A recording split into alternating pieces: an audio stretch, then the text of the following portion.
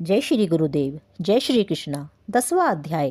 राजा पृथु कहने लगे, हे महामुने, आपने कार्तिक मास में विष्णु भगवान की पूजा का महात्म्य सुनाया। इस मास में यदि अन्य किसी देवता का पूजन या व्रत होता हो तो वह भी कहिए।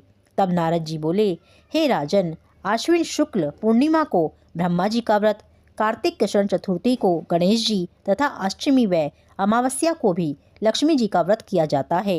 जो कुंवारी कन्याएं कार्तिक मास में इस व्रत को करती हैं उन्हें सुयोग्य वर मिलता है। यदि विवाहित स्त्री इस व्रत को करे तो उसका सुहाग अटल रहता है। प्रातःकाल स्नान आदि से निवृत्त होकर चंदन आदि से श्री गणेश जी का पूजन करें।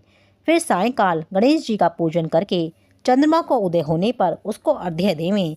तत्पश्चात उत्सव मनाते हुए भोजन करें।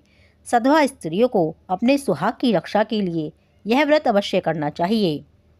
नारद जी बोले, हे राजा पृथु, अब हम इस व्रत का एक इतिहास तुमको सुनाते हैं, ध्यानपूर्वक सुनो। भद्रावती नगरी में सुधर्मा नाम का एक राजा था।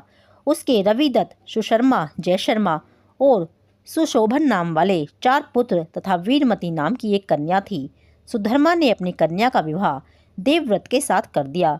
वे दोनों प्रेम पूर्वक रहने लगे, किंतु एक दिन अचानक घर पर सर्प द्वारा काटे जाने से देवदत्त की मृत्यु हो गई।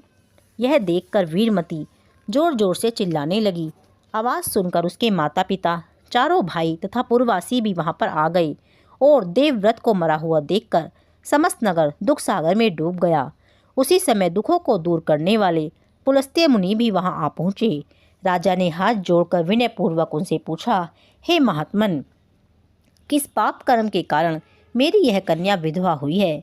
तब पुलस्त्य मुनि ने कहा, हे राजन, कार्तिक मास में गणेश चतुर्थी का व्रत न करने के कारण ही यह कन्या वैधव्य को प्राप्त हुई है।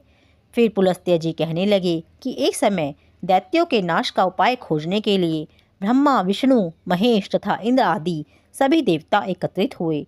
उस समय ब्रह्मा जी ने कहा कि गणेश चतुर्थी का व्रत संपूर्ण दैत्यों का विनाश करने वाला है।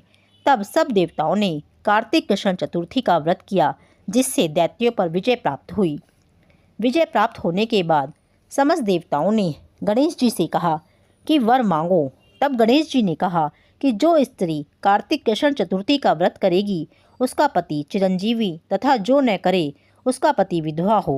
अतएव समस्त स्त्रियों को यह व्रत अवश्य करना चाहिए।